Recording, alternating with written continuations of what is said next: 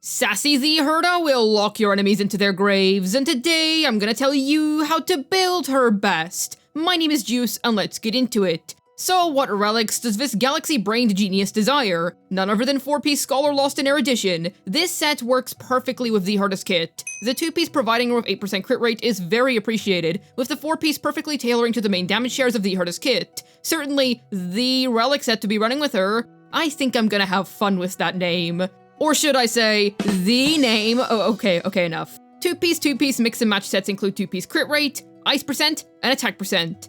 As for her 2-piece string and orb, simple. Izumo Gensei is going to be your overall best in slot. I'd like to specifically highlight overall. The Herta is indeed an erudition unit, but don't let that fool you into thinking that she's merely only a PF bot. Her high competence in other endgame modes is certainly noteworthy, so in order to cover for every endgame mode, you're gonna want to select Izumo Gensei. 2-piece Sigonia will be your best in slot in Pure Fiction specifically, while still holding up quite nicely in other modes. It actually has the potential to outperform Izumo by a good margin in Pure Fiction specifically. However, Izumo will end up being stronger on average. 2-piece Rudolent Arena will be perfectly fine as well, especially if you've already got solid substats on the set. As for the Herta's main stats, simple. Go for speed or attack percent boots, a crit percent body, an attack percent rope, and an ice percent orb. A fairly standard setup for a DPS character. The one and only Herta is able to beef up her team's crit damage by a whopping 80%, so chances are, you're more likely to use a crit rate body in specific. When it comes to speed versus attack percent, it's gonna be team dependent. If you're trying to speed tune your next to other teammates, for example Sunday, then speed is good. Otherwise, attack percent will be perfectly fine if you don't require any fixed amount of speed. They're fairly competitive with one another. An attack percent rope is going to be an essential because ERR percent isn't going to help out with her energy gain. As for the Herta stat goals, simple. Go for 80% crit rate, 120% crit damage, 2.5k attack on speed boots, 3k attack on attack percent boots, and either base speed or 134 speed. You're able to get more attack than that, those are just the baseline requirements. You want to aim for a huge amount of crit rate so that her huge inbuilt crit damage buff can flourish. And as for her speed, you either want to go for base speed if your team does not demand specific speed tuning, or the typical 134 when building your own teams that want the tuning. Farm for her dedicated 4-piece as soon as you can, since it's quite literally perfect for her kit. Alternatives will serve you fine until you can do so. Izumo is going to be very consistent across all game modes, and since the Herta is so much more than a mere Pure Fiction unit, it'd be a bit restrictive to put her on Sigonia. The one and only Madame Herta is going to only want the finest quality tools to handle her experiments. So what'll her best Lycone options be? None other than Into the Unreachable Veil. This option is easily the Herta's undeniable best in slot pick. It'll increase her damage output significantly thanks to the excellent stat boosts that the passive provides, and seriously helps out her skill point economy. Her general gameplay loop is going to feel much smoother with this light cone equipped. No other option is able to compete with the level of skill point efficiency that this option provides. If you're able to pick it up, then I highly suggest that you do so. Other 5-star light cone options include Instant Upon Gaze, Before Dawn, and Milky Way. These are all essentially 5-star stat sticks that will boost her damage more as opposed to your 4-star options. Today's Another Peaceful Day is viable for her even all the way down at S1. The passive fits pretty well with the Herta's kit, and it'll act as a solid battle pass option if you don't have any of her other potential 5-star light cones. Eternal Calculus and the Seriousness of Breakfast will be your best free-to-play bets, which are easily accessible to all players. Calculus can be purchased from the Herta's SU shop, and Breakfast is obtainable from the MOC Shard store. I strongly advise getting your light cone if possible, because the skill point economy benefits it provides are very noticeable. Of course, it's by no means a must, as the Herta is able to do the damage on even cheaper light cone options. Yet who will be assisting the ever-confident Herta in her erudite endeavors? Well, for starters, the Herta is a main DPS as we all know, and her job is to deal gnarly amounts of damage. She's far more versatile compared to other units that follow her path, and she deals really well in long-term combat scenarios. Don't let the erudition label fool you, however, as she shines brilliantly against boss encounters as well. When it comes to the core requirements of the Herta's team building, her A4 and talent want you to have a minimum of 2 erudition characters in the team with her. This is key knowledge when trying to build her teams. So her best in slot setup is going to consist of herself, Jade, Robin, and either Linkshot or Ho-Ho. Jade is going to be splendid for quite a few reasons. Keep in mind that the Herta is going to be running attack percent boots in this team. She attacks quite often, does solid personal damage, doesn't drain too many skill points, and her speed buffs can be good for the Herta when she wears attack percent boots if you choose to put Deck Collector on her. You're ideally going to want to put the Deck Collector buff on Linkshot on this team, but you can still stick it on the Herta if you're not using the Incense Lady for the aforementioned reason. Keep in mind that the Jade Linkshot setup is going to be costly skill points wise, making your signature light cone feel especially worthwhile in such a team.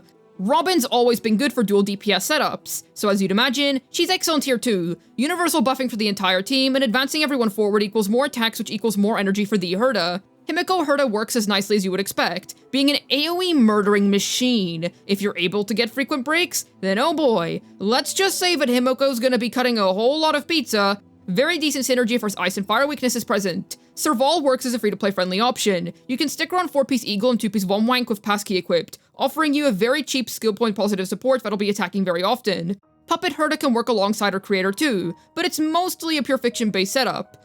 The amount of follow-up attacks that you can get out of this duo though, brother, you are going to be mauling pure fiction!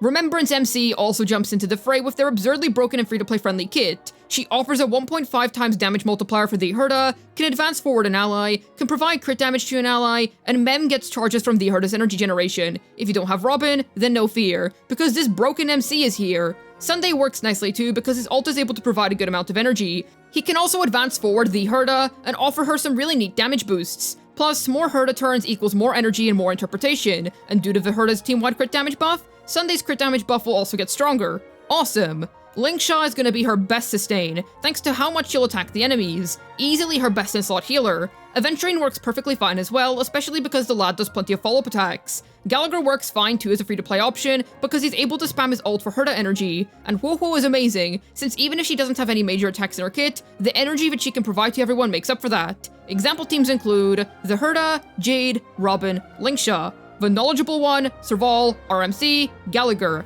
What do you know, a fully free-to-play friendly team. This makes her excellent for anybody returning to the game after an extended break. The Keys Woman, Sunday, Serval, Woho, Herta Manga, Herta Netflix adaptation, RMC, and Woho. You get the gist. Plenty of fun team comps that you can form with this lady, which can take care of a variety of endgame modes splendidly. Yet how does this esteemed genius work? Well, her basic attacks deal one simple ice strike to an enemy. Not much else to add here.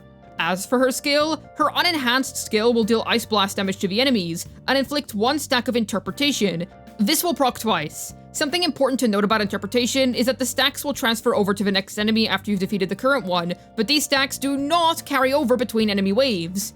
As for her ultimate, she'll show you her collection of fancy mirrors, then rearrange the amount of interpretation that are on all of the currently on-field enemies. She'll stack up the highest amount of interpretation onto elite level or above enemies. She'll then deal massive ice damage to all enemies currently on field, and then increase her own attack for 3 turns. She'll then gain 1 stack of inspiration, which can stack up to 4 times, and she'll move again immediately afterwards. She will then have an enhanced skill, which deals a crud ton of ice damage to an enemy and inflicts a stack of interpretation. She'll then deal ice damage to the adjacent targets, hitting up to 2 times, ending off with an AoE hit that will reset the interpretation stacks on the primary target. As for the Herta's talent, well, she'll apply 25 stacks of interpretation to an enemy when she enters battle, prioritizing elite enemies. When targets enter battle, they'll find themselves with a stack of interpretation slapped onto them immediately. When the enhanced skill's main target has interpretation on them, Herta's damage dealt increases, with half of that damage buff being applied to adjacent targets, with each stack providing a higher percentage of damage boost on the affected targets respectively.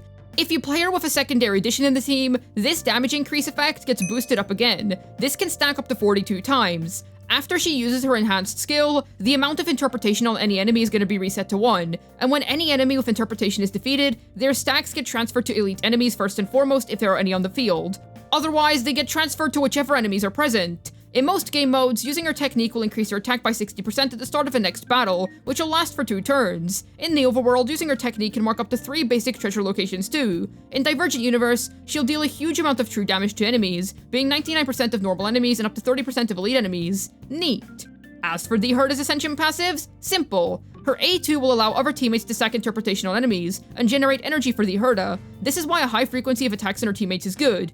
Additionally, she'll gain 50% ice damage bonus with her enhanced skill if she has 42 interpretation stacks. Her A4 will have her Erudition teammate apply more interpretation for her, with their attacks being able to apply 2 instead of 1 now. It's also where her 80% extra crit damage at the cost of a fellow Erudition teammate is housed. It will also apply interpretation to the target that has the highest amount of stacks on them after enemies get attacked. And her A6 turns her ult into a nuclear bomb, because for each stack of interpretation, her ult's damage multiplier gets increased by 1%. This can stack up to 99 times, so make that 99%. As for the Herta's trace priority, simple, go for this. Every single major ability is important for her. Level them all. Start off with the skill, but make sure that you don't neglect any 3 of these abilities and that you get them all up to snuff. They're all major contributors towards her kit.